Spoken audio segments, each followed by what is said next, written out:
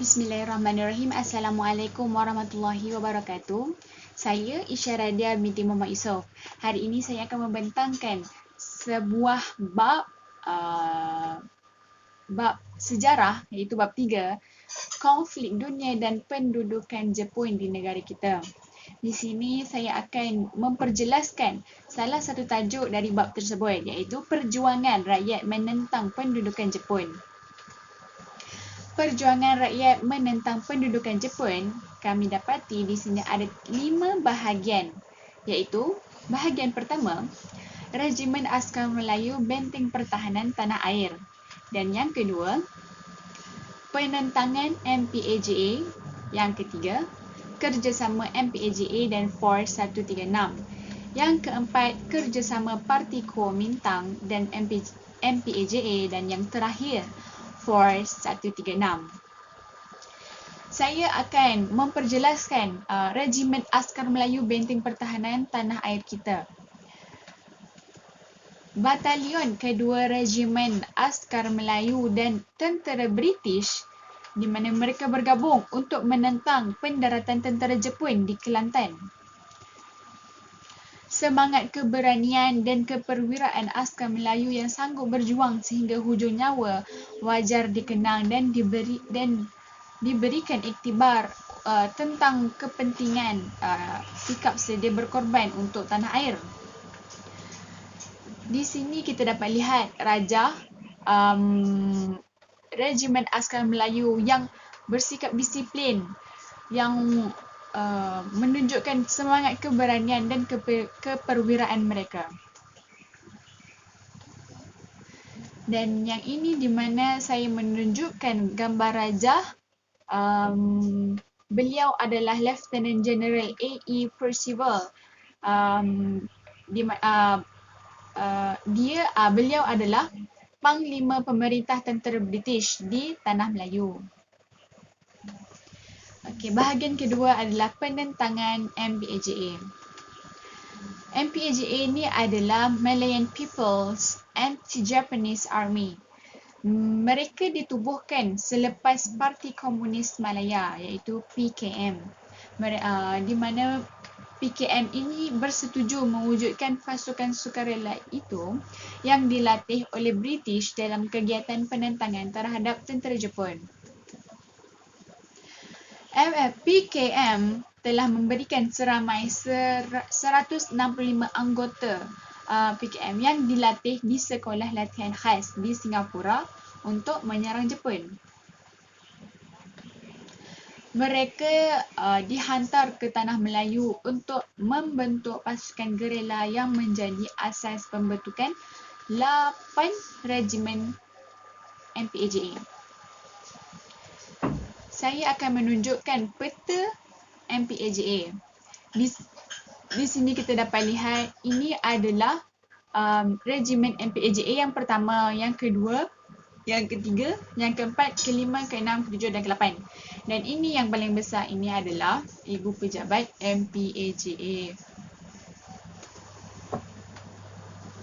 Seterusnya, kerjasama MPAJA dan Force 136. Pada bulan Disember 1943, MPAJA dan Force 136 telah mengadakan perjanjian kerjasama untuk melawan tentera Jepun. Mereka mendapat bantuan dari Force 136, di mana MPAJA mendapat bantuan dari segi senjata, ubat-ubatan, keuangan dan latihan ketenteraan daripada tentera British. Okey, yang keempat, kerjasama Parti Kuomintang dan MPAJA. Di sini Kuomintang, Parti Kuomintang ini iaitu KMT, mereka tergolong dari gerila Cina, dari pasukan gerila Cina. Mereka bersetuju bekerjasama dengan MPAJA atau PKM untuk menentang tentera Jepun.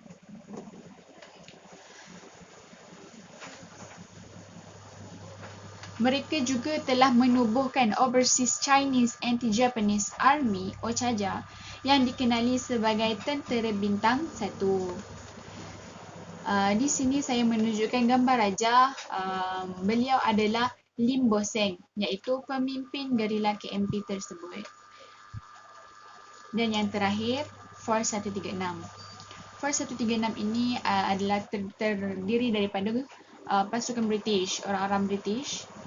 Mereka menubuhkan South East Asia Command di mana berpusat di Colombo, Sri Lanka, dan membentuk unit khas yang dikenali sebagai Force 136 tersebut pada tahun 1943. Anggota Force 136 telah mendapat latihan di India, Sri Lanka. Mereka dihantar ke Tanah Melayu. Apabila mereka telah bersiap sedia dengan latihan yang diberikan, mereka akan dihantar ke Tanah Melayu melalui kapal selam atau payung terjun dari kapal terbang. Bertujuan untuk mendapatkan sokongan orang Melayu serta menubuhkan pasukan gerila anti-Jepun. Mereka mendapat sokonganlah dari orang Melayu untuk berperang, untuk melawan pasukan Jepun. Di sini Force 136 memberikan beberapa kelompok. Kelompok pertama, ini kelompok kedua, kelompok ketiga.